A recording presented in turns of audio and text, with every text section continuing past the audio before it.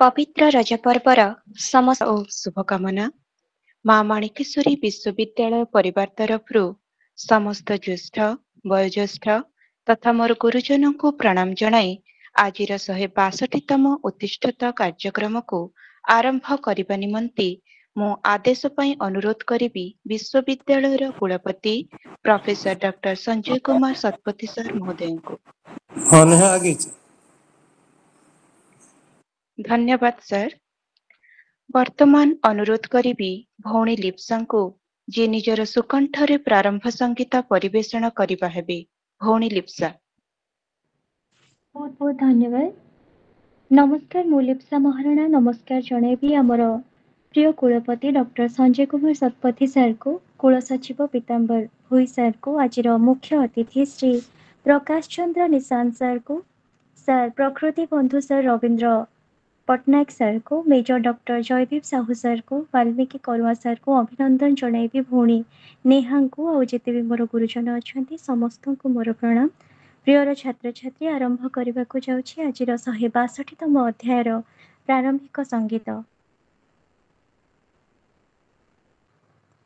ଏ ମାଟି ମୋର ମମତାର ମୋହ, ସରଗ ଏଇଠି ହସେ, ସରଗ ଏଇଠି ହସେ। ଏ ମାଟି ମୋର ମମତାର ମୋହ, ସରଗ ଏଇଠି ହସେ।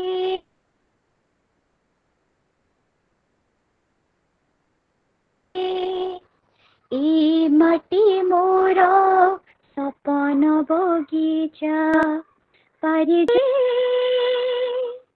ଏ ମାଟି ମୋର ମମତାର ମୋହ, ସରଗ ଏଇଠି ହସେ। ବଣ ଜଙ୍ଗଲ ଖଣିଜ ପଥର, ଇନ୍ଦ୍ରାବତୀର ଜଳ, ଇନ୍ଦ୍ରାବତୀର ଜଳ। ଚାଷୀ ମୂଲିଆର ସରଦରରେ ଫଳିବ ନୂତନ ଫଳ, ଫଳିବ ନୂତନ ଫଳ। ଏ ମାଟି ମୋର ମମତାର ମୋହ, ସରଗ ଏଇଠି ହସେ। ପରିବେଶ ଏଠି କେତେ ମନୋହର, ସବୁଜ ତାହାର ବେଶ, ସବୁଜ ତାହାର ବେଶ। ପାହାଡ଼ ପାଦରେ ମୟୂର ନାଚଇ, ଠେକୁଆ ଡାକଇ ଆସ, ଠେକୁଆ ଡାକଇ ଆସ। ଏ ମାଟି ମୋର ମମତାର ମୋହ, ସରଗ ଏଇଠି ହସେ। ପଥର ଦେହରୁ ଝରଣା ଝରିଲେ, କେତେ ଯେ ସୁନ୍ଦର ଦିଶେ, କେତେ ଯେ ସୁନ୍ଦର ଦିଶେ। କଳକାରଖାନା ଗଢ଼ି ଉଠୁଛି, ମଥାକୁ ଟେକି ଆକାଶେ, ମଥାକୁ ଟେକି ଆକାଶେ। କଳାହାଣ୍ଡି ମୋର କଳାର ପସର, ଘୁମୁରା ନାଚରେ ନାଚେ, ଘୁମୁରା ନାଚରେ ନାଚେ, ଘୁମୁରା ନାଚରେ ନାଚେ। ଏ ମାଟି ମୋର ମମତାର ମୋହ, ସରଗ ଏଇଠି ହସେ, ସରଗ ଏଇଠି ହସେ। ଏ ମାଟି ମୋର ସପନ ବଗିଚା ପାରିଜାତ, ଏଠି ବସେ ବସେ ବସେ ବସେ। ଏ ମାଟି ମୋର ମମତାର ମୋହ, ସରଗ ଏଇଠି ହସେ।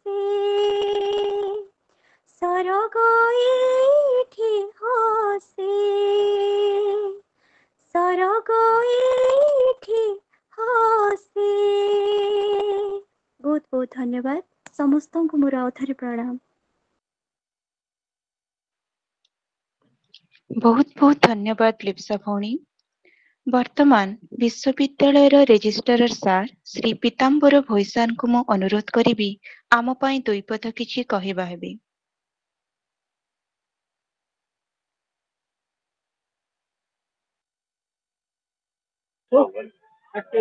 नेहा रेजिस्ट्रार सर जॉइन करी नाहंती। हाँ सर। शिक्षा जे मानव जीवनर मूलपिंड, शिक्षा बिना जे जगत शून्य तार वास्तविकता को आमे आज मर्मे मर्मे अनुभव करुछु। छोट शिशुठारु आरंभ करी वृद्ध पर्यंत शिक्षा जे कौन ताहा गोटे परिवार ठारु ही जणा पड़ी थाए। गोटे शिशुर मौलिकत्व हेउची प्राथमिक शिक्षा हेउची तार परिवार। परिवार रे ही प्रथम गुरु हेउची ता माँ।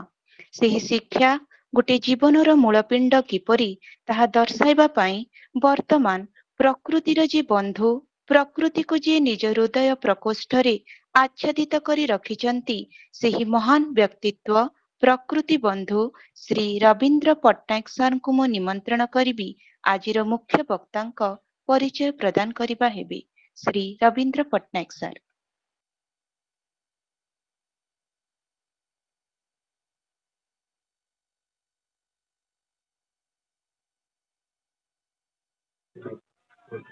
सर अनम्यूट करूँ सर, सर अनम्यूट करूँ सर, म्यूट हो जाइए, अनम्यूट करूँ। नमस्कार।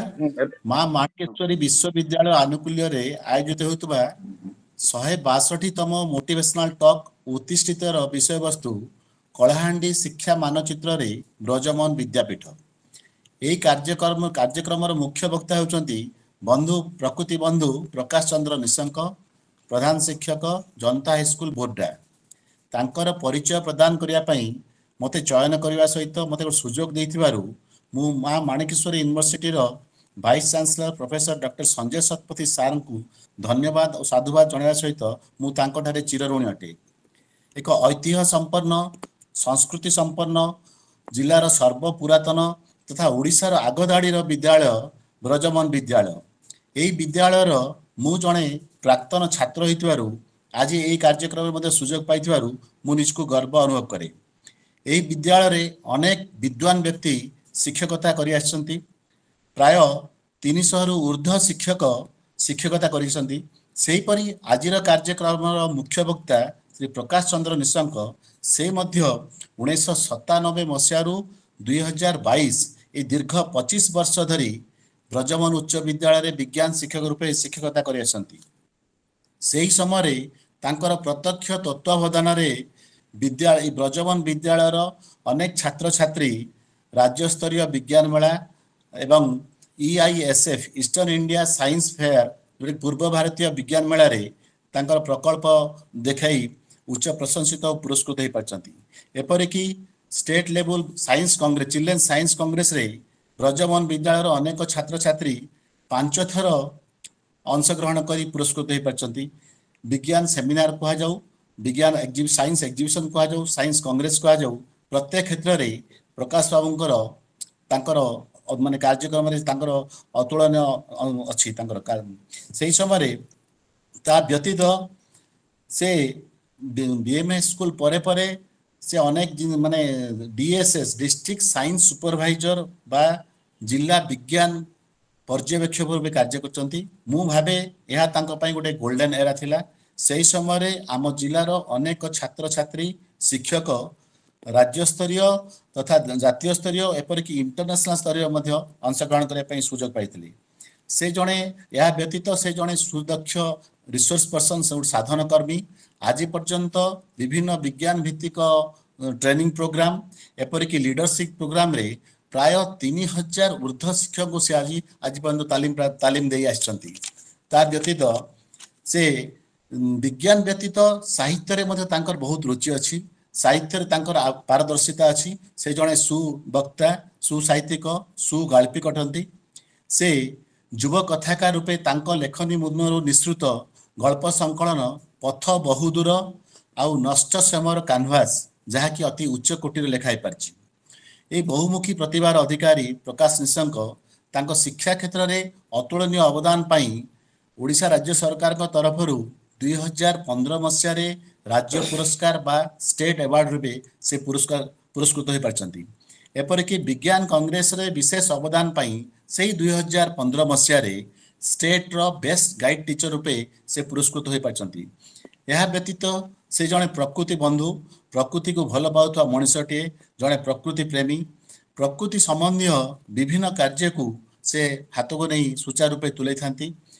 Plantation, plant protection, plant conservation ଏହିପରି କାର୍ଯ୍ୟକ୍ରମ ପାଇଁ ତାଙ୍କୁ ସୁଚାରୁ ରୂପେ ତୁଲାଇ ପାରୁଥିବାରୁ ରାଜ୍ୟ ସରକାରଙ୍କ ଜଙ୍ଗଲ ଓ ପ୍ରକୃତି ବିଭାଗ ତରଫରୁ 2013 ମସିହାରେ ସେ ପ୍ରକୃତି ବନ୍ଧୁ ପୁରସ୍କାର ପ୍ରାପ୍ତ ହୋଇ ଜିଲ୍ଲାକୁ ଗୌରବ ଆଣିପାରିଛନ୍ତି। ତାଙ୍କରି ବିଷୟରେ ଯେତେ ବର୍ଣ୍ଣନା କଲେ କମ୍ ହେବ ବୋଲି ମୁଁ ମନେ କରେ। ପରିଶେଷରେ ଏହି ଉଚ୍ଚ କୋଟିର ଏହି ଶିକ୍ଷଣୀୟ ଉତ୍ତିଷ୍ଠିତ ପ୍ରୋଗ୍ରାମର ଆହୁରି ପ୍ରଚାର ପ୍ରସାର କିପରି ହୋଇପାରିବ, ଆହୁରି ଏହାର ଅନେକ ଅନେକ ସଫଳତା ପାଇଁ ମୁଁ ମା ମାଣିକେଶ୍ୱରୀଙ୍କ ନିକଟରେ କାମନା କରେ। ନମସ୍କାର। ଅଶେଷ ଅଶେଷ ଧନ୍ୟବାଦ ସାର୍, ବହୁତ ସୁନ୍ଦର ଭାବରେ ମୁଖ୍ୟ ବକ୍ତାଙ୍କର ପରିଚୟ ପ୍ରଦାନ କରିଥିବାରୁ।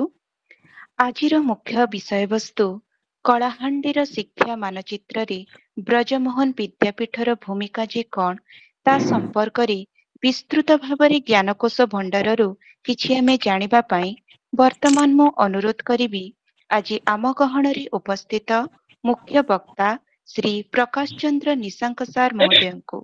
ଶ୍ରୀ ପ୍ରକାଶ ଚନ୍ଦ୍ର ନିଶାଙ୍କ ସାର୍। ଶୁଣି ପାରୁଛନ୍ତି? ଶୁଭା ଯାଉଛି? ହଁ ବଢିଆ ଆଜ୍ଞା ଶୁଭୁଛି।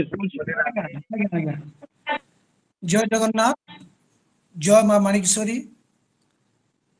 ଉତ୍ତିଷ୍ଠିତ 162ତମ ଅଧ୍ୟାୟ ମା ମାଣିକେଶ୍ୱରୀ ବିଶ୍ୱବିଦ୍ୟାଳୟ ଭବାନୀପାଟଣା। ଆଜି ଏକ ପବିତ୍ର ଦିବସ 14 ଜୁନ୍ 2024। ସମସ୍ତଙ୍କୁ ଶୁଭ ଅପରାହ୍ନ। ଆଜି ପହିଲି ରଜ, ଆଜି ବିଶ୍ୱ ରକ୍ତଦାତା ଦିବସ, ଆଜି ପୁଣି ଜାତୀୟ ପତାକା ଦିବସ। ଏଭଳି ଏକ ପବିତ୍ର ଦିବସରେ ମୋର ଚିର ଆତ୍ମୀୟ, ଚିର ସହଚର ମା ମାଣିକେଶ୍ୱରୀ ବିଶ୍ୱବିଦ୍ୟାଳୟ, ଯାହାର କି ମୁଁ ଜଣେ ପ୍ରାକ୍ତନ ଛାତ୍ର 1985 ମସିହାରୁ 1990 ମସିହା ପର୍ଯ୍ୟନ୍ତ ଅଧ୍ୟୟନ କରିଥିବା ଜଣେ ଛାତ୍ର। ଆଉ ଆଜି ମୋତେ ସୁଯୋଗ ମିଳିଛି, ଯେଉଁଟାକି ମୋର କର୍ମକ୍ଷେତ୍ର, ଦୀର୍ଘ 25 ବର୍ଷ ଯେଉଁଠାରେ ମୁଁ ଶିକ୍ଷକତା କରିଛି, ସେହି ଅନ୍ୟତମ ଚିର ଆତ୍ମୀୟ, ଐତିହାସିକ ମର୍ଯ୍ୟାଦା ସମ୍ପନ୍ନ ଜିଲ୍ଲାର ସର୍ବପୁରାତନ ପ୍ରାଚୀନ ବିଦ୍ୟାଳୟ, ତାହା ପ୍ରାଥମିକ ବିଦ୍ୟାଳୟ ହେଉ, ଉଚ୍ଚ ପ୍ରାଥମିକ ବିଦ୍ୟାଳୟ ହେଉ, ଉଚ୍ଚ ବିଦ୍ୟାଳୟ ହେଉ, ଯାହା ବି ହେଉ, ସେ ସବୁଥିରେ 1 ନମ୍ବର ବିଦ୍ୟାଳୟ, ଶତାୟୁ ବିଦ୍ୟାଳୟ, ଯିଏ ବର୍ତ୍ତମାନ 108 ବର୍ଷରେ ପଦାର୍ପଣ କରିଛି। ବ୍ରଜମୋହନ ଉଚ୍ଚ ବିଦ୍ୟାଳୟ ସମ୍ବନ୍ଧରେ ବକ୍ତବ୍ୟ ରଖିବା ପାଇଁ ଏହା ନିଶ୍ଚିତ ଭାବରେ ମୋ ପାଇଁ ଏକ ଗୌରବମୟ ଦିବସ, ମୋ ଜୀବନ କାଳ ମଧ୍ୟର ଏକ ସ୍ମରଣୀୟ ଦିବସ।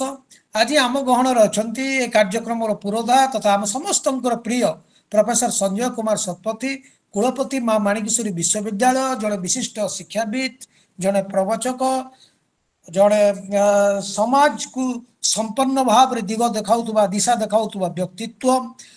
ଆଜି ଆମ ସହିତ ଆହୁରି ମଧ୍ୟ ଅଛନ୍ତି କେବଳ ମିଲ୍କି ମାଟି କାହିଁକି, ବୋଡା ଅଞ୍ଚଳ କାହିଁକି, ସମଗ୍ର କଳାହାଣ୍ଡି ଜିଲ୍ଲାର ଜଣେ ସୁପ୍ରଶାସକ ଶ୍ରୀଯୁକ୍ତ ପୀତାମ୍ବର ଭୋଇ, ନିୟନ୍ତ୍ରକ ବା ରେଜିଷ୍ଟ୍ରାର, ଆପଣ ଯାହା ବି କୁହନ୍ତୁ, ବଡ଼ ଭାଇ ପ୍ରକୃତି ବନ୍ଧୁ ରବୀନ୍ଦ୍ର ପଟ୍ଟନାୟକ, BM ବ୍ରଜମୋହନ ଉଚ୍ଚ ବିଦ୍ୟାଳୟ ପ୍ରାକ୍ତନ ଛାତ୍ର, କଳାହାଣ୍ଡି ଜିଲ୍ଲାର ସୁଯୋଗ୍ୟ ଶିକ୍ଷକ।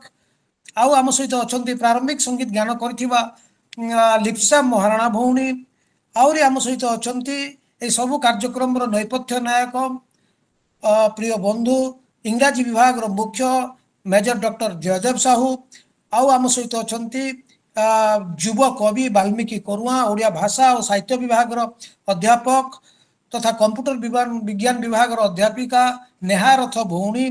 ସମସ୍ତଙ୍କୁ ଏ ଅଧମ ସ୍ୱାଗତ କରୁଛି, ଅଭିନନ୍ଦନ ଜଣାଉଛି। ଏଭଳି ଏକ ମନୋଜ୍ଞ ପରିବେଶରେ ମୋତେ କିଛି କହିବାର ସୁଯୋଗ ଆପଣମାନେ ଦେଇଛନ୍ତି, ସେ ସମ୍ବନ୍ଧରେ ମୁଁ ସମ୍ୟକ ଭାବରେ ଆଲୋଚନା କରିବାକୁ ଯାଉଛି। ଆଜି ଯେଉଁ ଆପଣମାନେ ବିଷୟ ରଖିଛନ୍ତି କଳାହାଣ୍ଡିର ଶିକ୍ଷା ମାନଚିତ୍ରରେ ବ୍ରଜମୋହନ ବିଦ୍ୟାପୀଠ, ହୁଏତ मो पाई आपण माने मते जो 30 मिनिट समय दैछन्ते ଏହା कम हे पारे किंतु मु पारु पर्यंत चेष्टा करिवि सबु प्रसंग सबु दिग उपरे किछि किछि आलोकपात करिया पाई ए जो कथा आसुची कलाहांडीर सर्व पुरातन ऐतिहासिक मर्यादा संपन्न उच्च विद्यालय कहवा बाहुल्य कलाहांडीर जे केही भी समाज रे प्रतिष्ठित होइचंती बहु काल रे एक शताब्दी धरी से निश्चित भाव रे ब्रजमोहन उच्च विद्यालय रे पाठ पढ़िचंती तार कारण हला अविभक्त कलाहांडी जिल्ला कहीं अविभक्त कलाहांडी जिल्ला कहले कलाहांडी और नुआपड़ा को बुझे केवल कलाहांडी जिल्ला कहीं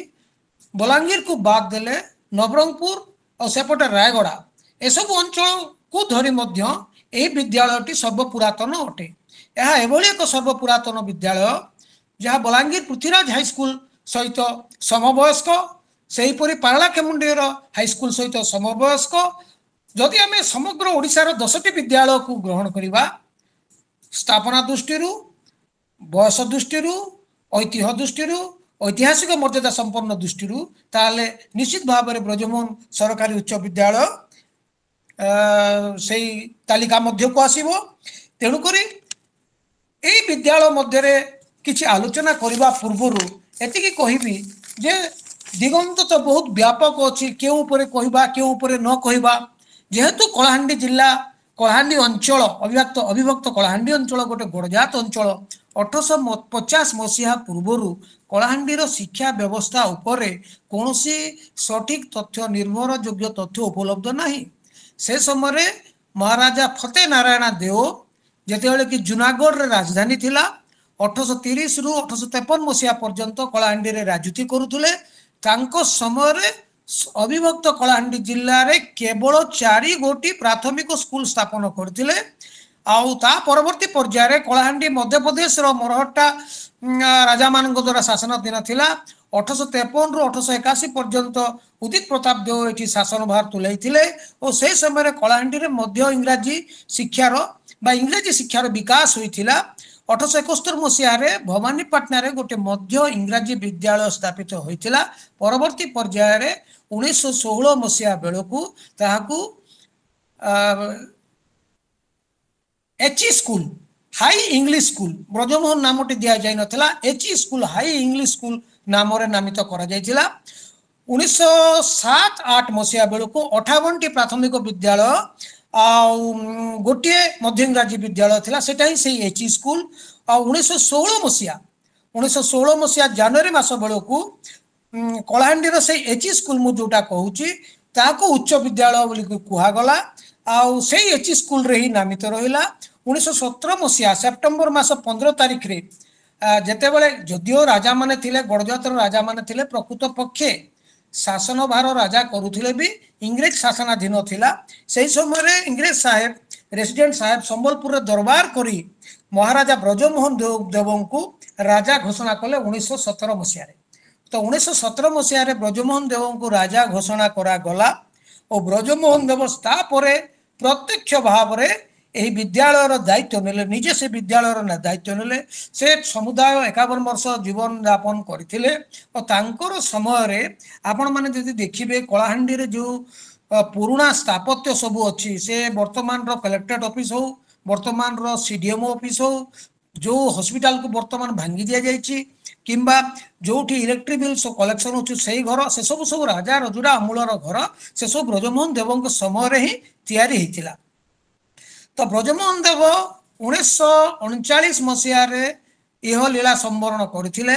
तो 1916 मसीह विद्यालयटी प्रतिष्ठा लाभ करथिला। तो 1916 रु 1939 मसीहा पर्यंत ब्रजमोहन देव प्रत्यक्ष भाव रे राजवाटी स्कूल रो कथा को बुझुतुले।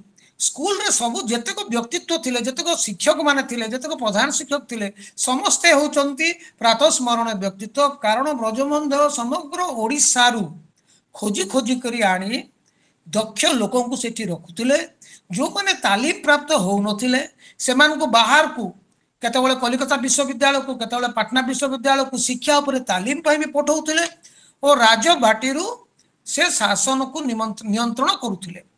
प्रकृत पक्षे कहवाक गले सेतेबेले सबुठारु बड़ चाकरी थिला शिक्षकता कारण शिक्षकता हूँ एमती एक वृत्ति जे अन्य सब वृत्तिर जन्मदाता आपण डाक्टर कहतु आपण इंजीनियर कहतु आपण वास्तुविद कहतु आपण चिकित्सा विज्ञानी कहतु आपण कृषि विज्ञानी कहतु जेकोसी विज्ञान रो मूल भित्ति थिला हाई स्कूल शिक्षा बा उच्च विद्यालय शिक्षा तो उच्च विद्यालय शिक्षा को जदि आम भल भाव में करई पारिबा जेहेतु सेतेबेले जेतु एकादश श्रेणी पर्यंत स्कूल चलुला आ उच्च विद्यालय शिक्षा को जदि आम भल भाव में करई पारिबा ताहले परवर्ती पर्यायर से छात्र छात्री माने बाहर को जाउथिले आ राजकीय प्रोत्साहन भी थिला उभय ब्रजमोहन देव और प्रताप केशरी देव मात्र 9 वर्ष शासन करचंती आपण माने समस्त जानती कलाहांडी गड़जात 1948 मसीहा नवेम्बर मासरे ओडिशा प्रदेश सह मिसीगला तो 1948 मसीहा पर्यंत प्रताप केशरी देव तांकर 9 वर्षर शासन और ता पूर्व 1916 रु 1939 पर्यंत ब्रजमोहन देव शासन समय यही विद्यालय समग्र पश्चिमांचल उत्कर्ष लाभ करथिला केवल जे पाठ्यदान क्षेत्र में सेमिति नुहे यही समय फुटबॉल क्रिकेट टेनिस वॉलीबॉल ए प्रत्येक क्षेत्र में एठारे आपण मानक अवगति निमंते जणाई दिया जाए जे जो छात्र भल खेलुला से राजबाटी रे भी खेलुला राजबाटी रे टेनिस कोर्ट थिला राजबाटी रे टेनिस कोर्ट रे से खेलुला जो छात्र भल बैडमिंटन खेलुला राजा स्वयं राजा प्रताप केशरी देव निजे खेलुले तांकर भाई पटायत वीर केशरी देव से भी निजे खेलुले तो आपण माने चिंता करंतु ए राजा माने केते क्रीड़ा पाई केते समाने प्रतिबद्धता तांकर थिला और कलाहांडी को जदियो समाने शासन करथिले जदियो सर्वोच्च शासन भारटा इंग्रेज मान को हाथ रे न्यस्त थिला समाने चाहूथिले विभिन्न अंचल जेहेतु मु वर्तमान एभली एक अंचल रे प्रधान शिक्षकता करुछि सेही बोड्डा मिल्की अंचल से सब अंचल फुटबॉल खेलाड़ी माने भी दक्ष थिले और कलाहांडी टीम पाई खेलुथिले तो अर्थात जदि राजकीय प्रोत्साहन प्रशासनिक प्रोत्साहन आमे जदि न पाइबा यही खेलाड़ी मानक आम आग को नहीं पारिबा नहीं आपण प्रताप केशरी महाराज प्रताप केशरी देव स्वर्गत महाराज प्रताप केशरी देव को चिंता करंतु से कलाहांडी कप क्रिकेट जो आरंभ करथिले से कलाहांडी कप क्रिकेट रु ही रणजी खेलाड़ी सृष्टि होती से स्टेट टीम बचा जाए तो राजकीय प्रोत्साहन केते मात्रा थिला आपण माने चिंता करंतु एभली एक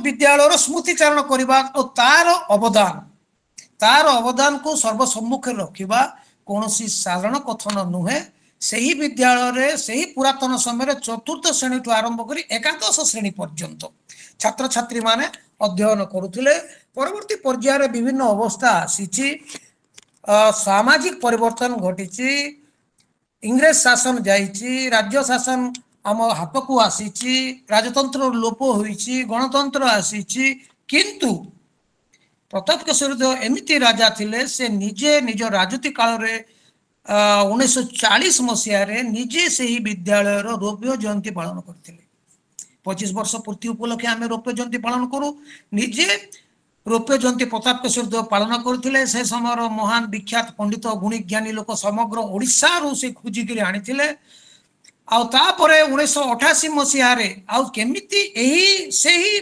जहाँ स्कूल इतिहास कहे स्कूल इतिहास मु अवलोकन करी बहुत गुड़े नथी पत्र को अध्ययन करी पढ़ा चेष्टा करी रूलिंग चिट 1940 मसीह प्रताप केशरी देव थिला बेले से कौन विजिट नोट लिखिं से समय तत्कालीन डीपीए पाक कौन पठे से संबंध में मुझे विशेष आलोचना करी ना तथापि से समय 400 छात्र अध्ययन करुले आ विभिन्न विभाग थिला एटा हूँ तो गोटे कथा तो से समय राजा यही रौप्य जयंती उत्सव रे घोषणा करथिले आग को 60 दशक 60 मसीह मोर पिला माने जो मान को वर्तमान मते परीक्षा देवाई कटक पठा पड़ुची हाथी बसई पठा पड़ुची बाहर को पठा पड़ुची पटना यूनिवर्सिटी अंडर परीक्षा दौरान जेहेतु बोर्ड ऑफ सेकेंडरी एजुकेशन जो सृष्टि ही नाला सी कही एमान उच्च शिक्षा देवाई 60 दशक लोक पार्ले खेमुंडी जाऊे से कही मु कलाहांडी रे गोटे विज्ञान महाविद्यालय प्रतिष्ठा करी और तार फलस्वरूप आज जो मैंने मत ये सुजोग देते 60 दशक बेलू साइंस कॉलेज बा कलाहांडी महाविद्यालय प्रतिष्ठा से राजकीय प्रोत्साहन स्वरूप होता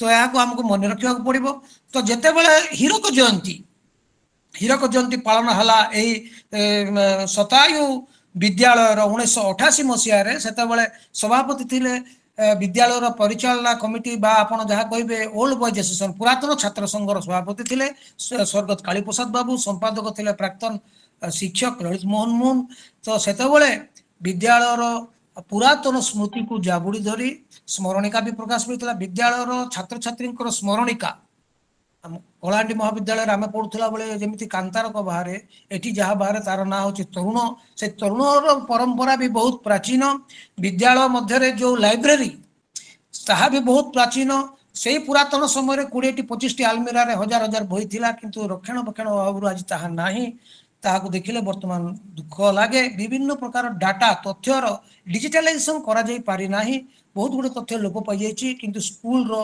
डिजिटल नोटबुक वर्तमान भी अछि आपण माने जे कोनसी इच्छुक व्यक्ति स्कूल प्रति आदर थिबा व्यक्ति चाहिए ताको आपण माने जाई के प्रधान शिक्षक ठारू नै पारिबे वर्तमान एही विद्यालय रे जो छात्र छात्री व्यवस्था अच्छी सहशिक्षा अच्छी से चतुर्थ रु द्वादश पर्यंत थिला वर्तमान षष्ठ रु दशम पर्यंत शिक्षायतन परिसर रही सहशिक्षा घटी प्रकृत पक्षे विद्यालय अधपतन घटी किंतु 2014 मसीह यही विद्यालय जोग दियंती सुश्री सविता पट्टनायक जड़े सुनाम धन्या प्रधान शिक्षयित्री और कहवाक गले से होती विद्यालय वर्तमान पर्यंत जोग देथिबा एकमात्र महिला प्रधान शिक्षक एकमात्र महिला प्रधान शिक्षक से 2014 मसीहा ठारू विद्यालय क्रमागत उन्नतिकारी चली कारण जो शतवार्षिकी पालन करागला 2016 मसीह 2016 रु 17 मसीहा मो जानिबार तो यह प्रथम विद्यालय जी कि तार शतवार्षिक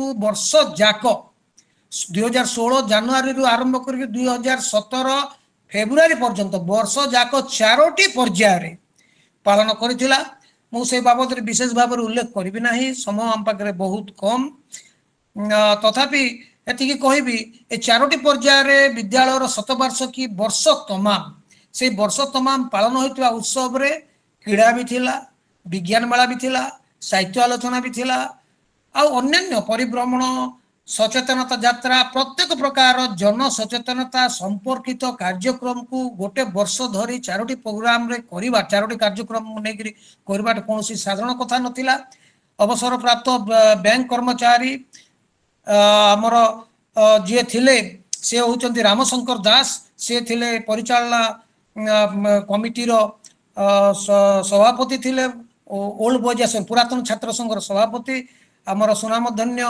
नाट्यकार उमेश चंद्र शतपथी संपादक तांकरी तत्वावधान रे प्रत्येक कार्य संपादित होइतिला आ ए जो सुश्री सविता पट्टनायक जहाँ नाम मु वर्तमान उच्चारण करुली यही समय पूर्व गौरव को फेराई आनिबा पई एठारे से पुरातन जुगरे राजा राजुरा अमल जमती छात्रावास थिला से छात्रावास वर्तमान कार्यकारी करा जायछि गोटे सेंटिनारी हॉल सेठी स्थापना होइछि सेठी पुणी ब्रजमोहन देवଙ୍କ आबक्ष प्रतिमूर्ति स्थापित होइछि तत्संगे संगे सहशिक्षा SIUS NIUS सेटा गोटे वर्तमान जिला स्तरीय स्टडी सेंटर रही समग्र विद्यालय उपरे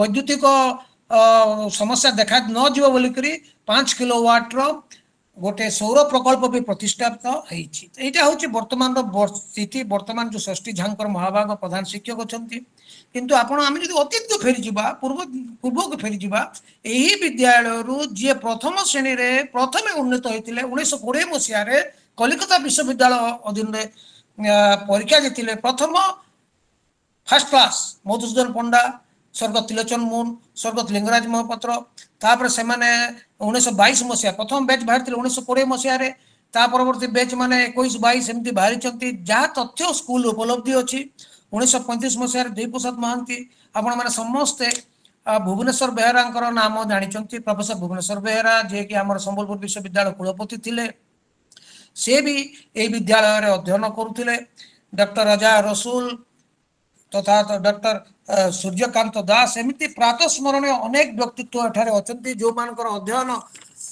विद्यालय अध्ययन से माने परवर्ती पर्याय समाज समस्त दिग को से माने जाइचंती मानव संबल प्रकृत विकास यही विद्यालय करुला आज आपण जो अट्टालिका देखुंत 1916 रे स्थापित होते भी से अट्टालिका 1936 मसीह प्रवीण स्थापत्य स्टेट समय इंजीनियर चंद्रमणि करंक द्वारा सॉरी भूल कहली इंद्रमणि करंक द्वारा स्थापित होती से समय 66 ମସିହା ପର୍ଯ୍ୟନ୍ତ ସେଠି ଦ୍ୱାଦଶ ଶ୍ରେଣୀ ଥିଲା, କିନ୍ତୁ 66 ମସିହାରେ ସରକାରୀ ନିର୍ଦ୍ଦେଶ ଅନୁସାରେ ଦ୍ୱାଦଶ ଶ୍ରେଣୀ ବନ୍ଦ ହୋଇ ଏକାଦଶ ଶ୍ରେଣୀ ପର୍ଯ୍ୟନ୍ତ ଚାଲିଥିଲା।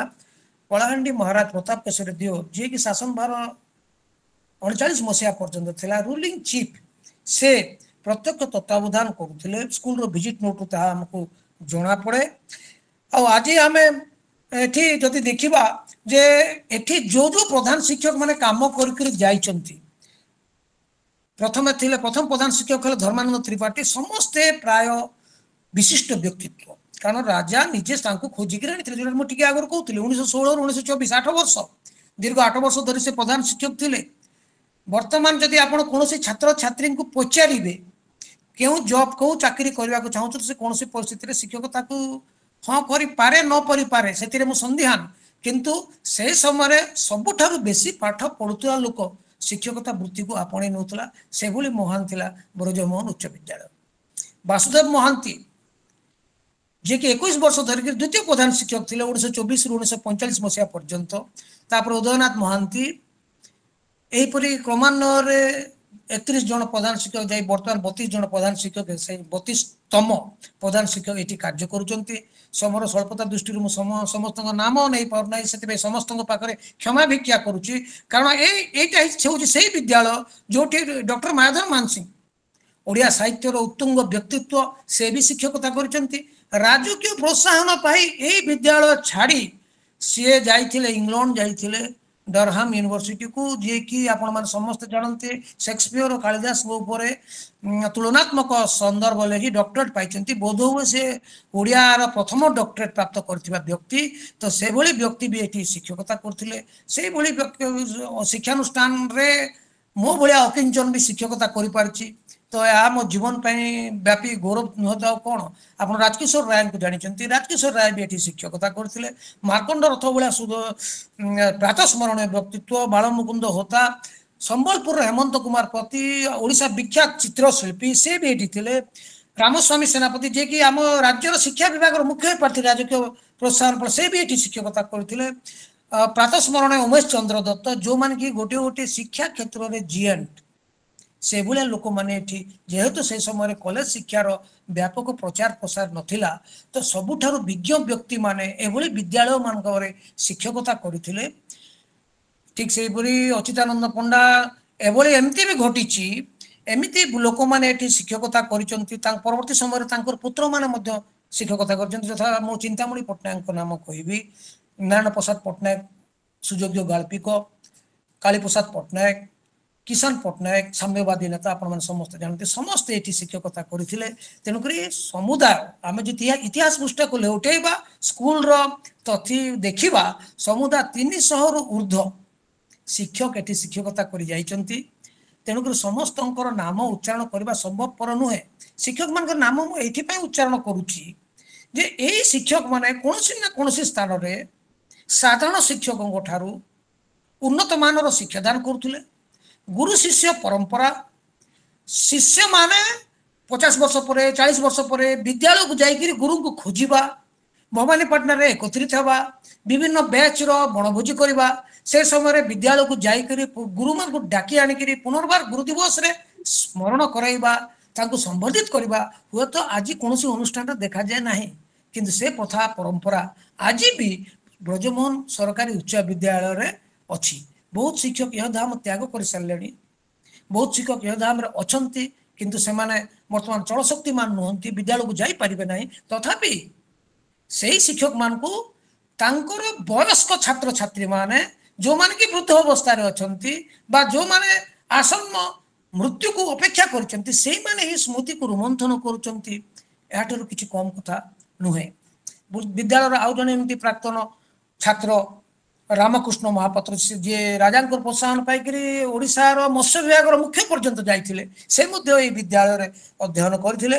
ଏମିତି ବହୁତ ସଂଖ୍ୟାରେ, ମୁଁ ତ ଟିକେ ଆଗରୁ ଆପଣମାନଙ୍କୁ କହିଲି 300ରୁ ଉର୍ଦ୍ଧ୍ୱ ଶିକ୍ଷକ ଏଠି ଶିକ୍ଷକତା କରିଛନ୍ତି। ସେଭଳି ଛାତ୍ରଛାତ୍ରୀଙ୍କର କଥା ଯଦି କହିବା, ସେଟା ତ ଅସୀମ। କାରଣ ସ୍କୁଲର ଇନସେପସନ୍ ଆରମ୍ଭରୁ ହିଁ 350 400ରୁ ଉର୍ଦ୍ଧ୍ୱ, ଏପରି ସମୟକ୍ରମେ 1500 2000 ପର୍ଯ୍ୟନ୍ତ ଛାତ୍ର ବି ଏଠି ଅଧ୍ୟୟନ କରୁଥିଲେ। ଯେତେବେଳେ ଇଂରାଜୀ ମାଧ୍ୟମ ଅନୁଷ୍ଠାନ ଗୁଡ଼ିକର ସୃଷ୍ଟି ହେଲା, ଶିଶୁ ମନ୍ଦିର ପ୍ରଥା ଆସିଲା, ଅବକ୍ଷୟ ଘଟିଲା, ବର୍ତ୍ତମାନ ସେ ସଂଖ୍ୟା କମି କମି ଯାଇଛି। କିନ୍ତୁ ଯେକୌଣସି ବ୍ୟକ୍ତି ଯିଏ ଯଦି ପୁରାତନ ବ୍ୟକ୍ତି 50 ଦଶକ ପୂର୍ବବର୍ତ୍ତୀ ସମୟର ବ୍ୟକ୍ତି ଯିଏ ସମାଜର ବହୁମୁଖ ହିତ ସାଧନ କରି ବହୁତ ଉଚ୍ଚକୁ ଯାଇଛି, ବହୁତ ନାଁ କମେଇଛି, ତ ସେ ନିଶ୍ଚିତ ଭାବରେ ବ୍ରଜମୋହନ ଉଚ୍ଚ ବିଦ୍ୟାଳୟର ଛାତ୍ରଟିଏ ହେଇଥିବ। ସେଇ କଥାକୁ ଆମେ ଅସ୍ୱୀକାର କରିବା ନାହିଁ। ଛାତ୍ରଛାତ୍ରୀଙ୍କର ବିଦ୍ୟାଳୟ ପ୍ରତି ଦାନ, ବିଦ୍ୟାଳୟ ପ୍ରତି ଅବଦାନ ବି କିଛି କମ୍ ନୁହେଁ। ଲକ୍ଷ ଲକ୍ଷ ଟଙ୍କା ସେମାନେ ଦାନ ସ୍ୱରୂପ ଦେଇଛନ୍ତି, ତାକୁ ବିଭିନ୍ନ ସ୍କିମ୍ରେ ପକାଯାଇଛି, ବିଦ୍ୟାଳୟର ଉନ୍ନତିକରଣ କରାଯାଇଛି। କିଛି ଲୋକଙ୍କ ନାମ କହୁଛି, ସମସ୍ତଙ୍କ ନାମ ଦୟାକରି କହିପାରିବେ ନାହିଁ। ମୁଁ ସେଥିପାଇଁ ଆଉ ଥରେ ପୁନର୍ବାର ଆପଣମାନଙ୍କ ସମସ୍ତଙ୍କ ଠାରୁ କ୍ଷମା ଭିକ୍ଷା କରୁଛି, କାରଣ ସମସ୍ତଙ୍କ ନାମ ଉଚ୍ଚାରଣ କରିପାରୁନାହିଁ। ଯେଉଁମାନଙ୍କ ନାମ ଉଚ୍ଚାରଣ କରିପାରିବି ନାହିଁ, ଦୟାକରି ସେମାନେ ୟୋଧାମ ନଥିଲେ ମଧ୍ୟ ମୋତେ ତାଙ୍କର ଦୟାଗୁଣରେ କ୍ଷମା ଦେବେ, ଏହା ଆଶା କରୁଛି। ସେ ଆପଣଙ୍କର ଗଣଦୀପ ଭୋଇ ହୁଅନ୍ତୁ, କାଳୀପ୍ରସାଦ ବାବୁ ହୁଅନ୍ତୁ, ଗୌରଚନ୍ଦ୍ର ପଣ୍ଡା ହୁଅନ୍ତୁ, ପ୍ରକାଶ ଚନ୍ଦ୍ର ପଣ୍ଡା, ସମୟକ୍ରମେ ସେମାନେ କି ଚିନ୍ତାମଣି ମହାପାତ୍ର ରେକ୍ଟର, ଜେଏନ୍ୟୁର ରେକ୍ଟର ହେଇଥିଲେ, ସଞ୍ଜୟ କୁମାର ବୈଦାର associate professor, Shriram college Delhi university, professor Jahangir Khan, Purnachandra Mishra IFS, IS, Ramakanta Rath ଲବ୍ଧ ପ୍ରତିଷ୍ଠ ସାହିତ୍ୟିକ ରମାକାନ୍ତ ରଥ, ସେ ବି ଏହି ବିଦ୍ୟାଳୟର ଛାତ୍ର ଯିଏ ସରସ୍ୱତୀ ସମ୍ମାନ ପ୍ରାପ୍ତ ହୋଇଛନ୍ତି। ଠିକ୍ ସେହିପରି ଭୁବନେଶ୍ୱର ବେହେରାଙ୍କ କଥା ତ କହିଲି, ପ୍ରଫେସର ଭୁବନେଶ୍ୱର ବେହେରା ଯିଏକି ଜଣେ ଓଡ଼ିଶାର ଖ୍ୟାତନାମା ପ୍ରାବନ୍ଧିକ ଗାଳ୍ପିକ, ସେ ମଧ୍ୟ ଏହି ବିଦ୍ୟାଳୟରେ ଅଧ୍ୟୟନ କରିଛନ୍ତି। ଆମ କଳାହାଣ୍ଡିର ଗୌରବ ତଥା ଓଡ଼ିଶାର ଗୌରବ ନାଟ୍ୟରଶ୍ମି ପ୍ରଫୁଲ୍ଲତ, ସେ ଉଭୟ ଛାତ୍ର ବି ଥିଲେ, ଶିକ୍ଷକ ବି ଥିଲେ।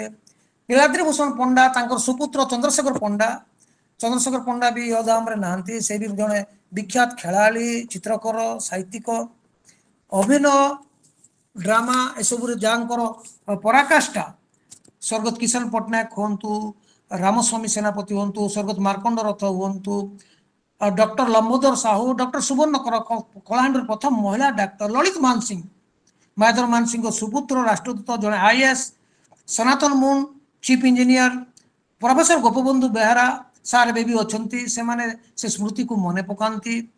ଜୟଦେବ ଷଡ଼ଙ୍ଗୀ IAS, ଆଉ ସ୍ୱର୍ଗତ ଅକ୍ଷୟ କୁମାର ନନ୍ଦ ଆମ ସମସ୍ତଙ୍କର ଗୁରୁ, ଅଶୋକ କୁମାର ପାତ୍ର ନାଟ୍ୟକାର, ଜୟନ୍ତ କୁମାର ବେହେରା, ସୁଧୀର ମହାନ୍ତି, ଡକ୍ଟର ତପନ କୁମାର ରଥ, ଦୁର୍ଗାଚରଣ ମିଶ୍ର, ସତ୍ୟନାରାୟଣ ସେଠ, ଉମାଶଙ୍କର କର ବିଶିଷ୍ଟ ସାମ୍ବାଦିକ, ନିହାର ରଞ୍ଜନ ଦାସ, ସଞ୍ଜୀବ ନାୟକ, ପ୍ରଫେସର ଲୋକନାଥ ସାହୁ ସୋମ ସାହିତ୍ୟ ମହାବିଦ୍ୟାଳୟରୁ ଭାରପ୍ରାପ୍ତ ଅଧ୍ୟକ୍ଷ ଭାବେ ଅବସର ନେଇଛନ୍ତି, ଦେବପ୍ରସାଦ ମହାନ୍ତି, ଲୋକନାଥ ପଟ୍ଟନାୟକ IPS, ଲୋକନାଥ ପଟ୍ଟନାୟକ, ଦେବପ୍ରସାଦ ମହାନ୍ତି IPS, ଏମାନଙ୍କର ଅବଦାନ ବିଦ୍ୟାଳୟ ପ୍ରତି କିଛି କମ୍ ନୁହେଁ। ସେମାନେ ସେ ସମୟରେ ନିଜସ୍ୱ, ଏବେ ସବୁ ଛାତ୍ରଛାତ୍ରୀମାନଙ୍କର କଥା ମୁଁ କହୁଛି, ବିନାୟକ ମହାପାତ୍ର, ତାପରେ ଆପଣଙ୍କର ରାମଚନ୍ଦ୍ର ପାତ୍ର, ସ୍ୱର୍ଗତ ରାମଚନ୍ଦ୍ର ପାତ୍ର IAS, ରଜା ରସୁଲ ସମ୍ବଲପୁର ମେଡିକାଲର ହେଡ୍ ଅଫ୍ ସର୍ଜରୀ ହିସାବରେ ଯିଏ ଅବସର ନେଇଥିଲେ। ଏମିତି ହଜାର ହଜାର ଛାତ୍ର ଏହି ଶିକ୍ଷାୟତନରୁ ଉଠିଛନ୍ତି। ଯଦି ଆମେ କଳାହାଣ୍ଡିର ରାଜନୈତିକ ପୃଷ୍ଠଭୂମି କଥା ଆଲୋଚନା କରିବା, ରାଜନୈତିକ ନେତୃତ୍ୱବୃନ୍ଦ ଆପଣ ଯାହାକୁ ଦେଖିବେ 50 ଦଶକ, 60 ଦଶକ, ଏପରିକି 70 ଦଶକର ମଧ୍ୟ ଯେକୌଣସି ରାଜନୈତିକ ବ୍ୟକ୍ତିତ୍ୱ ଦେଖିବେ, ସେ ନିଶ୍ଚିତ ଭାବେ ବ୍ରଜମୋହନ ଉଚ୍ଚ ବିଦ୍ୟାଳୟର ଛାତ୍ର ହେଇଥିବ।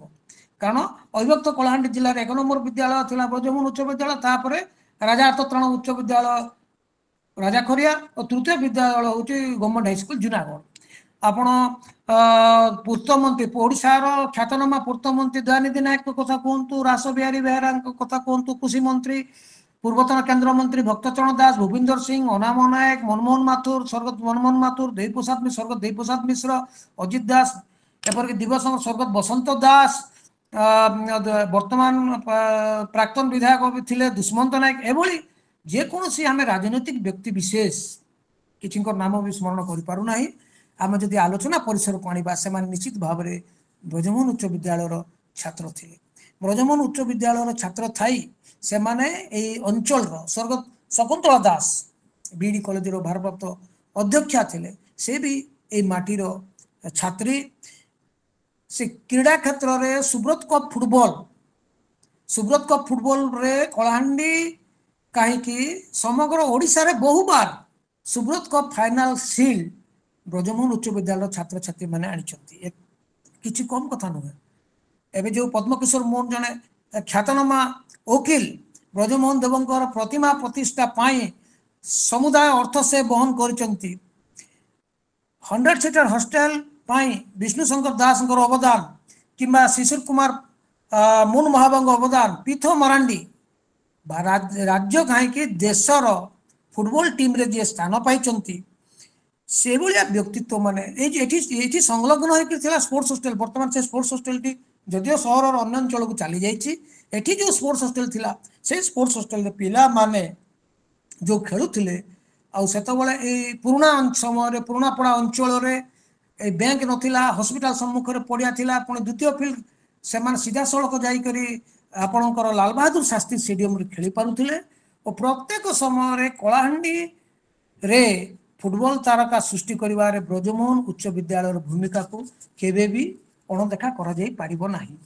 एभली गोटे मर्यादाजनक स्थान मर्यादाजनक परिवेश जहाँ आम गहन रे अछि आमे समस्ते प्रति मुहूर्त रे आमे देखिबा को जीवा कथा विद्यालय को अनुध्यान करिया को जीवा कथा इतिहास जहाँ महान तार भविष्य जे आहुरी महान हबो एई आशा आमे समस्ते रखिबा कथा राजांकर भिजिट नोट 1940 मसीह 1938 मसीह 1939 मसीह राजा भिजिट नोट लिखुचंती तत्कालीन इंग्रेज सरकार को दौचंती तत्कालीन डीपीआई को दौचंती ए सब जिनस को देखिले गोटे मन भितर आपणा छाए पुलक चली आसे बहुत खुशी लगे जे भाया गोटे ऐतिह्य संपन्न ताकू सजाड़ा पुरातन कीर्तिराज को आम सजैकी रखा आहरी तार गौरवमय इतिहास को आम उत्तर पुरुष मान बतईदेवा से समय एवं आसी मोर सौभाग्य ये जो सेंटेनारी फंक्शन टा 2016 मसीह है शतवार्षिकी से समय गोटे स्मरणिका प्रकाश पाई स्मरणिकाटी 350 रु ऊर्ध्व पृष्ठा विशिष्ट अच्छी तत्संगे संगे से 1000 रु ऊर्ध्व फोटो स्थानित होती तो समस्त छात्र छात्री पृष्ठपोषक जो माने कि गवेषणा करचंती जो माने कि अनुसंधान करचंती पुरातन लोकों बाबद जानवर जार इच्छा अच्छी से अवश्य संग्रहणीय पुस्तक किंतु से पुस्तक सत्ताधिकारी आमर पुरातन छात्र संघ अच्छी ए संपर्क में आपण मैंने जो मैंने इच्छुक अच्छा आम पुरातन छात्र संघर सभापति श्रीयुक्त रामशंकर दास सहित जोगाजोग करें कारण ए जहाँ जहाँ सन्निवेशित रही समस्ते जानिबा जरूरी कारण ता सहित कलाहांडी महामाटीर ऐतिह्य कलाहांडी महामाटीर संस्कृति कलाहांडी महामाटीर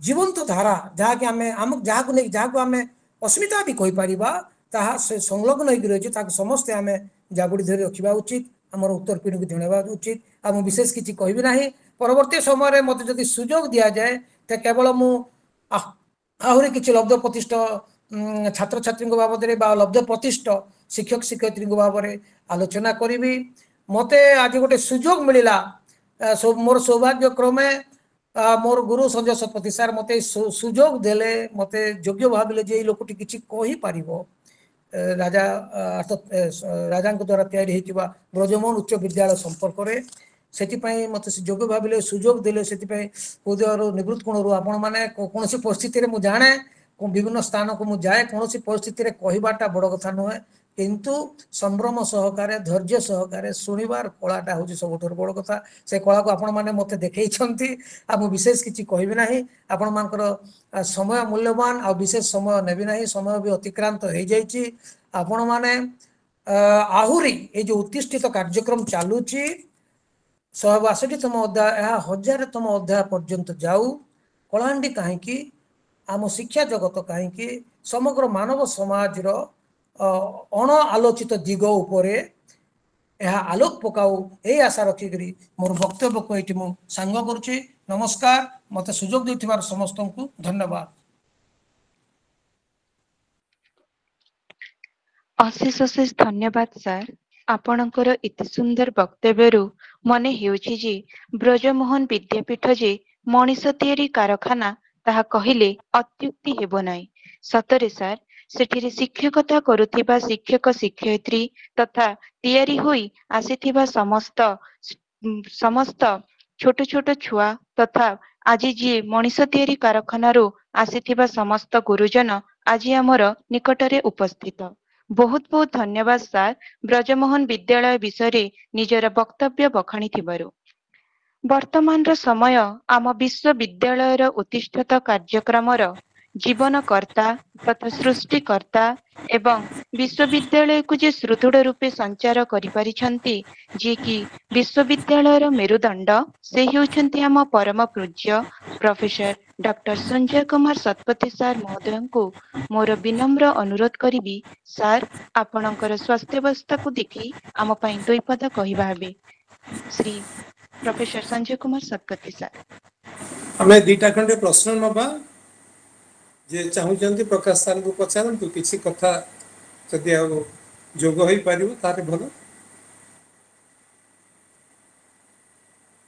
ଜୟଦେବ ବୋଧେ ହାତ ଟେକୁଥିଲେ। ନାଇଁ ସାର୍ ଏଇଟା ହେଇଯାଇଛି। ନାଇଁ, କିଛି ଯଦି ଆଉ ଗୁରୁତ୍ୱପୂର୍ଣ୍ଣ କଥା ଅଛି ତାହେଲେ ପ୍ରକାଶ ସାର୍ଙ୍କୁ ମନେ ପକେଇ ଦିଆଯାଉ। ଆମ ପାଖରେ ଅଛି ଆହୁରି 5-7 ମିନିଟ୍।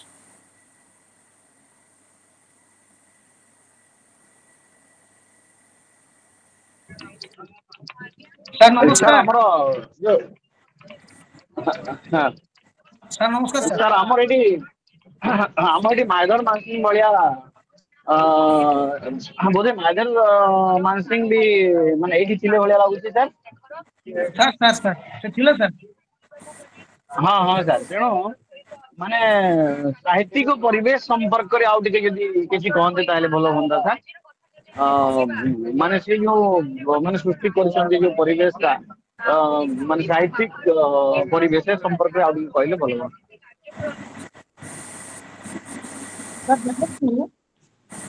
ଏଠି ମାୟାଧର ମାନସିଂ ସହିତ ସାହିତ୍ୟିକ ହେମେନ୍ଦ୍ରନାଥ କାନୁନଗୋ, ତ ସଙ୍ଗେ ସଙ୍ଗେ ରାଜକିଶୋର ରାୟ, ଏମାନେ ଏଠି ଥିଲେ।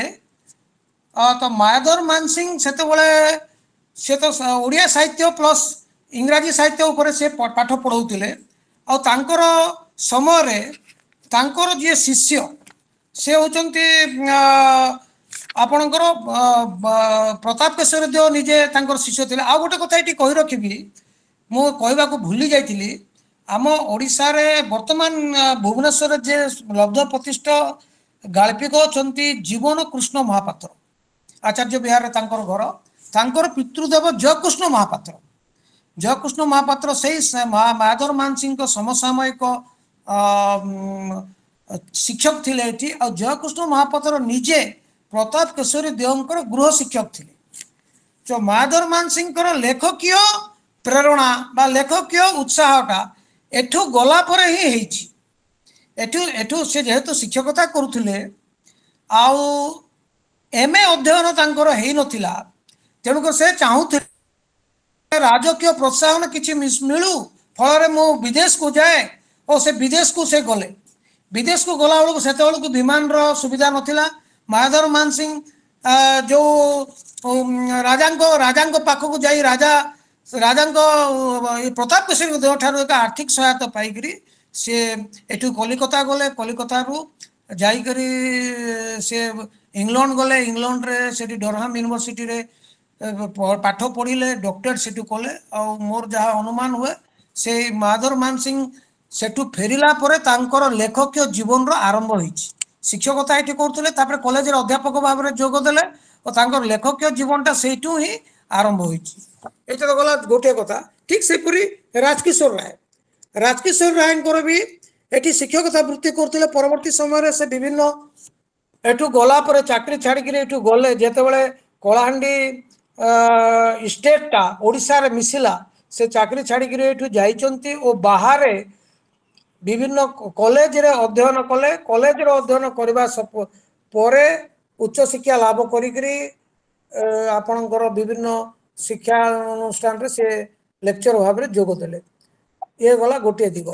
ଆହୁରି ଏଠି ଯେଉଁ ସୁନାମଧନ୍ୟ ବ୍ୟକ୍ତିତ୍ୱ ଅଛନ୍ତି ଆମର, ଆପଣଙ୍କର ଆସିବେ ଚିତ୍ରକର ଭିତରେ ସମ୍ବଲପୁରର ବିଶିଷ୍ଟ ଚିତ୍ରକର ହେଲେ ହେମନ୍ତ କୁମାର ପତି।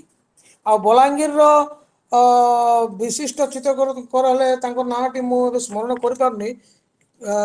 ତାଙ୍କର ସେ ହେଉଛନ୍ତି ଲଳିତ କଳା ଏକାଡେମୀର ପୁରସ୍କାର ପ୍ରାପ୍ତ ଶିକ୍ଷକ। ସେ କଳାହାଣ୍ଡିର ରାଜବକ୍ଷ ପ୍ରୋତ୍ସାହନ ଫଳରେ ଏଠି କଳା ଶିକ୍ଷକ ଭାବରେ ଥିଲେ।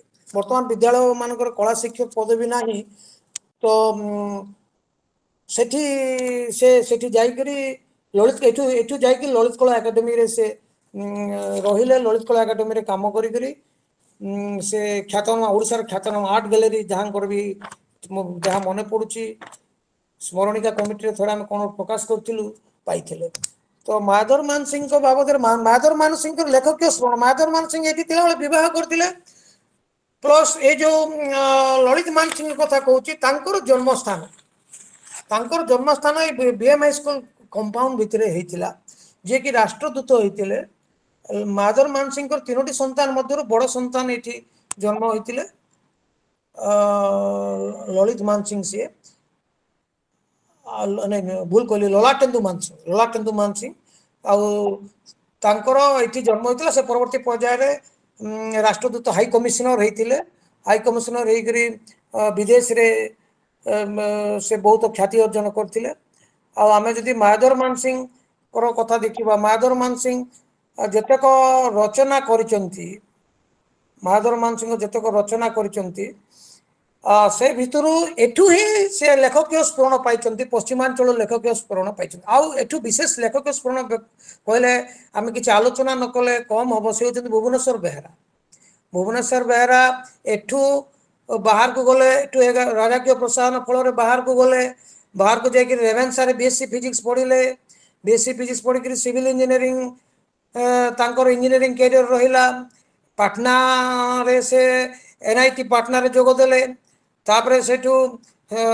से जतले कैरियर आकार गढ़िले स्टेट रो इंजीनियर हेले वर्तमान जो इंदिरावती प्रकल्प कथा कह जाउची से इंदिरावती प्रकल्प प्रशासनिक अधिकारी हेले आ कलाहांडी महाराज तांको पठेई थिले स्टेट यूनिवर्सिटी ऑफ लोवा को पठेइले सेठू से डिग्री धरिकी आसिले आउ से काम कले 1947 मसीह काम आरंभ कले 1948 मसीह तापरे हीराकुद जतले देशीय मिश्रण है हीराकुद डैम रो प्रोजेक्ट को से गले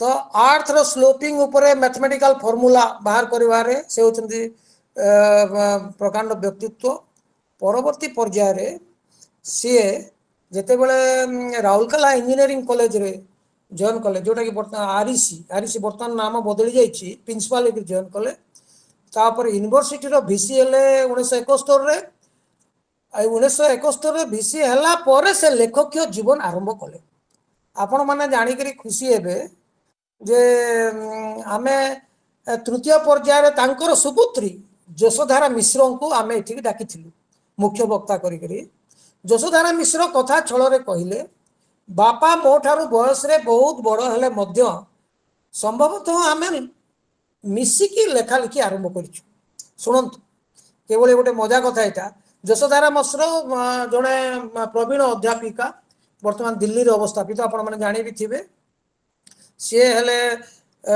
आपणकर भुवनेश्वर बेहेरा सुपुत्री जेतेबेले संबलपुर रे सप्तर्षि नामक यूनिवर्सिटी पत्रिका को प्रचलन करने आरंभ कले भुवनेश्वर बेहेरा उत्तर बयस लेखा लिखि आरंभ कले अर्थात आमे सब बेले आजिकाली गोटे 30 वर्षर बालक कि 40 वर्षर बालक 40 वर्षर व्यक्ति से लेखा लिखि को पछे जाए कहे मोर बयस हो गलानी मु लिखि पारिबि नाही किंतु आमे प्रोफेसर भुवनेश्वर बेहेरा को एटा शिखिबा कथा जे कोनोसी बयस रे भी जे कोनोसी कार्य करा जाय पारे साहित्य साधना गोटे कृच्छ साधना से बहुत परिश्रम करा पड़े भाव को आने पड़े मनस्तत्व को जिणवा पड़े अनुभूति संपन्न होगा पड़े बहुत कथा देखा पड़े जो ट्रेंड चले गप लेखा हो बा प्रबंध लेखा हो बा उपन्यास लेखा हो जो ट्रेंड समसामयिक जो ट्रेंड चले से ट्रेंड को धरवा पड़े ना आम लेखा कि पढ़े ना तो से ट्रेंड को उत्तर बयस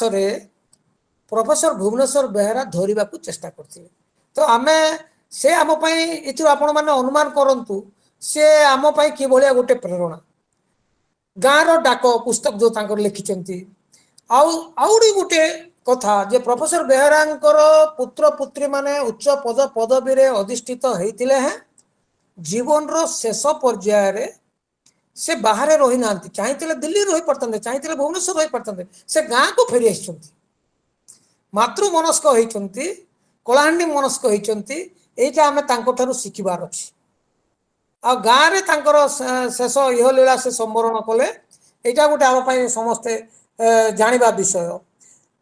ଠିକ୍ ସେହିପରି ମାୟାଧର ମାନସିଂହଙ୍କୁ ଆମେ କହୁ ସମସ୍ତେ ପ୍ରେମର କବି। ମାୟାଧର ମାନସିଂହ ତାଙ୍କର ବୈବାହିକ ଜୀବନ ଏଠି କଟେଇଛନ୍ତି ସତ କଥା। ଏଠୁ ପୁଣି ବାହାରକୁ ଯାଇଛନ୍ତି, ଯିଏ ପଦ୍ମଶ୍ରୀ ବି ପାଇଛନ୍ତି। ଆଉ ବହୁତ ସମୟ ଧରିକରି ବିଭିନ୍ନ କଲେଜରେ ସିଏ କାମ କରିଛନ୍ତି।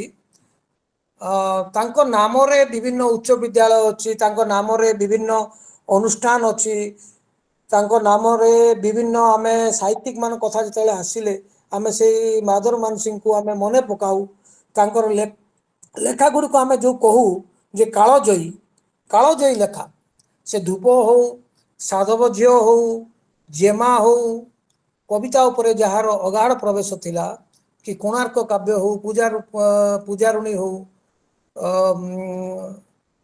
ପଲ୍ଲୀ ସନ୍ଧ୍ୟା ହଉ, ପ୍ରତ୍ୟେକ କିମ୍ବା ଆପଣମାନେ ଆମେ ତ ଅଧ୍ୟୟନ କରୁଥିଲୁ ମହାନଦୀରେ ଜ୍ୟୋତ୍ସ୍ନା ବିହାର। ପ୍ରକୃତ ପକ୍ଷରେ ତାଙ୍କଠାରୁ ଯେଉଁ ଐଶ୍ୱର୍ଯ୍ୟ ଶକ୍ତି ବା ଯେଉଁ ବିଭୁଦତ୍ତ ଗୁଣ ସେ ପ୍ରାପ୍ତ କରୁଥିଲେ, ତା ସହିତ ନିଜର ଅଧ୍ୟବସାୟକୁ ମିଶାଇଥିଲେ। ତ ମାୟାଧର ହୁଅନ୍ତୁ ବା ରାଧାନାଥ ରାୟ ହୁଅନ୍ତୁ, ସେମାନଙ୍କ ଜୀବନ ଆମକୁ ଗୋଟେ ଶିଖାଏ। ଶିକ୍ଷକତା ଗୋଟେ ବୃତ୍ତି ନୁହେଁ, ଶିକ୍ଷକତା ଗୋଟେ ବ୍ରତ। ଆଉ ଯେକୌଣସି ବୟସରେ ବି ଅଧ୍ୟୟନ କରିପାରିବା, ସାତ୍ବିକ ପରମାତ୍ମାଙ୍କ ପାଖରେ ପହଞ୍ଚି ପାରିବା, ନିଜର ଜ୍ଞାନର ପିପାସାକୁ ବଢେଇ ପାରିବା। ଏଇଟା ବହୁତ ସମୟରେ ଆମେ ଯେତେବେଳେ ଐତିହାସିକ ପର୍ଯ୍ୟାଲୋଚନା କରିବା, ରାଧାନାଥ ରାୟଙ୍କ କଥା ଆସିବ କିମ୍ବା ରାଜକିଶୋର ରାୟଙ୍କ କଥା ଆସିବ, ବହୁତ ନିନ୍ଦୁକ, ବହୁତ ସମାଲୋଚକ ତାଙ୍କ ବିରୁଦ୍ଧାଚାରଣରେ ବିଭିନ୍ନ କଥା କହିଛନ୍ତି। ସେ ସବୁ ଏଠି ଅବତାରଣା କରିବି ନାହିଁ। କିନ୍ତୁ ପ୍ରକୃତ ପକ୍ଷେ ଆମର ଧର୍ମ ରହିବା ଦରକାର, ଅନ୍ୟ ଜଣଙ୍କର କୁଗୁଣକୁ ଆମେ ଅବଲୋକନ ନ କରି ବରଂ ତାଙ୍କର ସୁଗୁଣରୁ ଆମେ କିପରି ପ୍ରେରିତ ହେଇପାରିବା, ସେଥିପ୍ରତି ଆମେ ଧ୍ୟାନ ଦେବାର ଆବଶ୍ୟକତା ରହିଛି।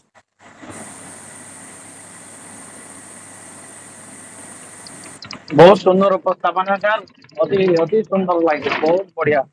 ମାନେ ବହୁତ ଇନଫରମେସନ ମିଳିଲା ଆମକୁ। ଏଟା ଆକ୍ଚୁଆଲି ଆମର ଗୋଟେ ମାନେ ବଢିଆ ରିସୋର୍ସ ହେଇକି ରହିବ ସାର୍, ବହୁତ ବଢିଆ। ହଁ ନେହା ପ୍ଲିଜ ସାର୍।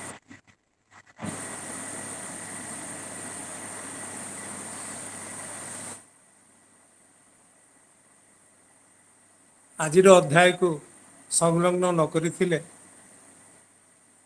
ଉତ୍ତିଷ୍ଠତର ଗୋଟେ ମୁଖ୍ୟ ଅଙ୍ଗ ଯେମିତି ଆମେ ଛାଡ଼ି ଦେଇଥାନ୍ତେ। ତେଣୁ ମନକୁ ଆସିଲା ଏ ବ୍ରଜମୋହନ ବିଦ୍ୟାଳୟ ବିଷୟରେ ଆମର କିଛି କହିବା ଦରକାର, ଯେହେତୁ ମୋର କିଛି କିଛି ଧାରଣା ଥିଲା। ମୁଁ ଏଇଠି ଆଗରୁ 9 ବର୍ଷ ଥିଲି। ତେଣୁ ପ୍ରକାଶଙ୍କ ସାଙ୍ଗରେ କଥା ହେଲି, ଆଉ ଆଜି ଯେଉଁମାନଙ୍କର ନାଁ ନିଆଗଲା ସେମାନେ ନିଶ୍ଚିତ ଭାବରେ ଆମକୁ ଆଶୀର୍ବାଦ କରିବେ। ଯେଉଁ ଯେଉଁ କଥା ସବୁ କୁହାହେଲା, ମୁଁ ନିଶ୍ଚିତ ଯେ ଆମର ଯେଉଁମାନେ ଶ୍ରୋତା ଅଛନ୍ତି ସେଥିରୁ ଅନେକଙ୍କ ନାଁ ଆମେ ଶୁଣିବି ନଥିବେ। ଆଉ ଏ ଯେଉଁ କାର୍ଯ୍ୟକ୍ରମ ହେଲା ସେଟା ରେକର୍ଡ ହେଇକି ରହିଲା। ତେଣୁ ହୁଏତ 150 ବର୍ଷ ପାଳନ ବେଳକୁ ବି ଇଏ ଉତ୍ତିଷ୍ଠତର 162ତମ ସଂଖ୍ୟା ନିଶ୍ଚୟ ଅନୁଧ୍ୟାନ କରାଯିବ। ଆଉ ତାକୁ ନିଶ୍ଚିତ ଖୋଜାଯିବ। ତ ଯେତିକି କୁହାହେଲା, ଆଶ୍ଚର୍ଯ୍ୟ ତ ନିଶ୍ଚିତ ହେଇଥିବେ ଯେଉଁମାନେ ଶୁଣୁଛନ୍ତି, କିନ୍ତୁ ଇଏ ସମୁଦ୍ରର ସଂଖ୍ୟା ମାତ୍ର। ବ୍ରଜମୋହନ ବିଦ୍ୟାଳୟ କଳାହାଣ୍ଡିର ଉତ୍ତରୋତ୍ତର ଉନ୍ନତି ଦିଗରେ ଯାହା କରିଛି, ସେଠି ଯାହା ହେଇଛି, ସେ ମାଟି ଯାହାର ସାକ୍ଷୀ, ତାକୁ ଶବ୍ଦରେ ବର୍ଣ୍ଣନା କରିହେବ ନାହିଁ। ତେବେ ଯେଉଁମାନେ ଆମ ବିଶ୍ୱବିଦ୍ୟାଳୟରେ ଅଛନ୍ତି ଏବଂ ବ୍ରଜମୋହନ ବିଦ୍ୟାଳୟର ଛାତ୍ରଛାତ୍ରୀ ସେମାନେ ବେଶୀ ଆଜି ଗର୍ବ କରୁଥିବେ। ଆମେ ଆଗାମୀ ସମୟରେ ଆହୁରି ଏ ବିଦ୍ୟାଳୟ ଆଉ ଯେଉଁଠୁ ପ୍ରଥମେ ଆରମ୍ଭ ହୋଇଥିଲା ପ୍ରାଥମିକ ବିଦ୍ୟାଳୟ ସବୁ ସେ ସମ୍ପର୍କରେ କିଛି ନିଶ୍ଚୟ ଜାଣିବାକୁ ଚେଷ୍ଟା କରିବା ଆଉ ତାକୁ ଏକାଠି କରିବା। ଇଏ କେବଳ ଗୋଟିଏ ଛୋଟିଆ ପଦକ୍ଷେପ। ଏ କଳାହାଣ୍ଡିର ବିଭିନ୍ନ ଦିଗ ବିଦିଗ ସମ୍ପର୍କରେ ଆମେ ଗୋଟାଏ ଜାଗାରେ ରଖିଥିଲେ ଅଡ଼ିଓ ଭିଜୁଆଲ ଦୃଶ୍ୟ ଶ୍ରାବ୍ୟ ଭାବରେ କିଛି ରଖିଥିବା ତାକୁ ଏଡ଼ିଟ୍ ବି କରିହେବ, ତାକୁ ଛପେଇ ବି ହେବ। ଇଏ କେବଳ ଗୋଟେ ପଦକ୍ଷେପ ମାତ୍ର। ତେଣୁ ସମସ୍ତଙ୍କୁ ମୁଁ ଧନ୍ୟବାଦ ଦେବି ଯେହେତୁ ଏଇଟା ଗୋଟେ ବ୍ୟକ୍ତିଗତ କାର୍ଯ୍ୟ ନୁହେଁ ବା ଏକାକୀ ଆଗେଇବାର କାର୍ଯ୍ୟ ନୁହେଁ। ଏଥିରେ ଯେଉଁମାନେ ହାତ ବଢ଼େଇଛନ୍ତି ନିଜର ସମୟ ଦେଇଛନ୍ତି ସେ ସମସ୍ତଙ୍କୁ ମୁଁ ଧନ୍ୟବାଦ ଦେଉଛି। ଆଗାମୀ ସମୟରେ ଆହୁରି ଦେଖିବା ଆମେ ଲୁପ୍ତ ହୋଇଯାଇଥିବା ଆମର ଐତିହ୍ୟର ଗୋଟେ ଗୋଟେ ଖୁମ୍ବ ପାଲଟି ଥିବା ହଜି ବି ହଜି ନଥିବା କଥା ସବୁକୁ ଏକାଠି କରିବାକୁ ଚେଷ୍ଟା କରିବା। ଧନ୍ୟବାଦ। ଅଶେଷ ଅଶେଷ ଧନ୍ୟବାଦ ସାର୍। କାର୍ଯ୍ୟକ୍ରମର ଶେଷ ପୃଷ୍ଠାରେ ବର୍ତ୍ତମାନ ଧନ୍ୟବାଦର ପର୍ବ। ଏହି ପର୍ବକୁ ଆଗେଇ ନେବାକୁ ମୁଁ ଅନୁରୋଧ କରିବି ଶ୍ରୀ ବାଲ୍ମୀକି କରୁୱାନ ସାର୍, ଓଡ଼ିଆ ବିଭାଗର ଅଧ୍ୟାପକ ଶ୍ରୀ ବାଲ୍ମୀକି କରୁୱାନ ସାର୍। ଆଜିର 162ତମ ଉଦ୍ଦିଷ୍ଟତ କାର୍ଯ୍ୟକ୍ରମରେ ମୋର ସମସ୍ତଙ୍କୁ ଶୁଭେଚ୍ଛା ଓ ଅଭିନନ୍ଦନ। ପ୍ରଣାମ ଜଣାଇବି କୁଳପତି ମହୋଦୟ, କୁଳ ସଚିବ ମହୋଦୟ ତଥା ଉପସ୍ଥିତ ସମସ୍ତ ଅତିଥିବୃନ୍ଦ, ଅଧ୍ୟାପକ ଅଧ୍ୟାପିକାଙ୍କୁ। ଆଜିର କାର୍ଯ୍ୟକ୍ରମର ଶେଷ ପର୍ବ ଧନ୍ୟବାଦ ପର୍ବରେ ଆମେ ପହଞ୍ଚି ସାରିଛୁ। ତେବେ ସର୍ବପ୍ରଥମେ ଧନ୍ୟବାଦ ତଥା କୃତଜ୍ଞତା ଜ୍ଞାପନ କରିବି ଉତ୍ତିଷ୍ଠତ କାର୍ଯ୍ୟକ୍ରମର ଜନକ କୁଳପତି କର୍ଣ୍ଣେଲ ପ୍ରଫେସର ସଞ୍ଜୟ ଶତପଥୀ ମହୋଦୟଙ୍କୁ। ତାଙ୍କର ଉଦ୍ୟମ ଯୋଗୁଁ ହିଁ ଆମେ ପ୍ରତିଟି ଶୁକ୍ରବାରରେ ଭିନ୍ନ ଭିନ୍ନ ନୂତନ ବିଷୟ ଗୁଡ଼ିକୁ ଶ୍ରବଣ କରି ଜ୍ଞାନ ପ୍ରାପ୍ତ କରିପାରୁଛୁ। ତତ୍ସହିତ ଧନ୍ୟବାଦ ଦେବି କୁଳ ସଚିବ ଶ୍ରୀ ପୀତାମ୍ବର ଭୋଇ ମହୋଦୟଙ୍କୁ।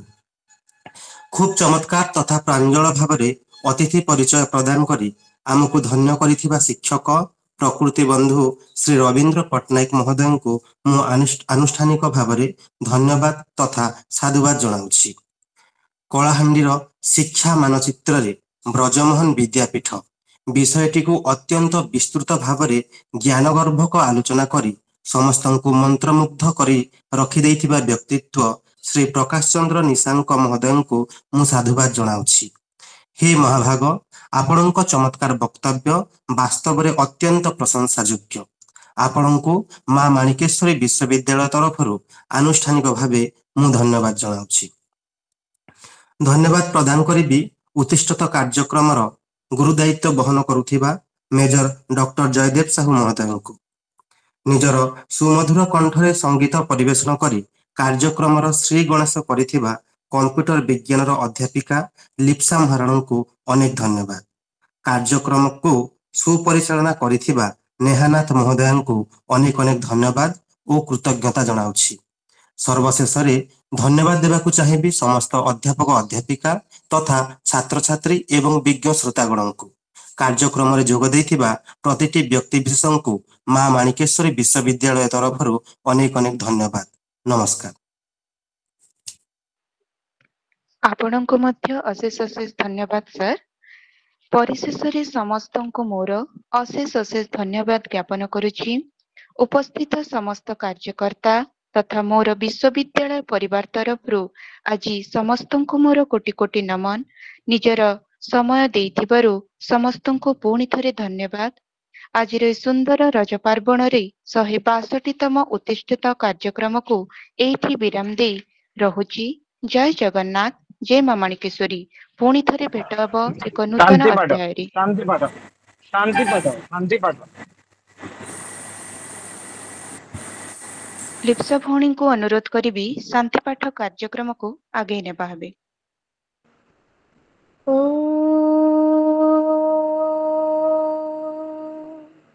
सर्वे भवन्तु सुखिनः सर्वे सन्तु निरामया सर्वे भद्राणि पश्यन्तु मा कश्चित् दुःखभाग् भवेत् ॐ शान्ति शान्ति शान्तिः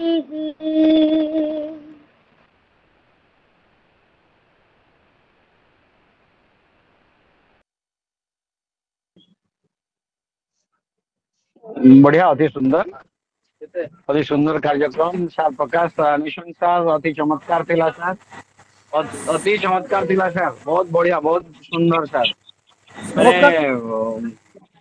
हाँ सर बहुत बढ़िया थिला सर एक्चुअली माने अनबिलीवेबल मु कहबी माने बहुत बहुत बहुत माने माने वर्ड्स सफिशिएंट नो आपण बहुत बढ़िया कहले एवं माने आहुरी आमे विभिन्न दिग आलोचना करि परिबो बहुत बढ़िया लागेला बहुत बढ़िया फर्स्ट क्लास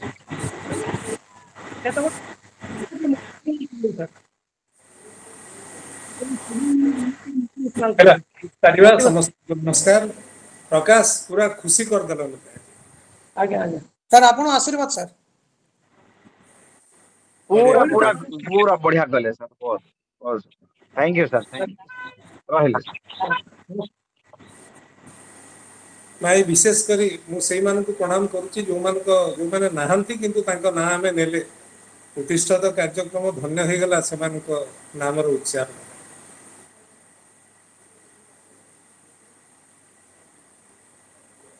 ठीक अछि आज एक सारीबा पुणी 163 अध्याय भेट प्रणाम सर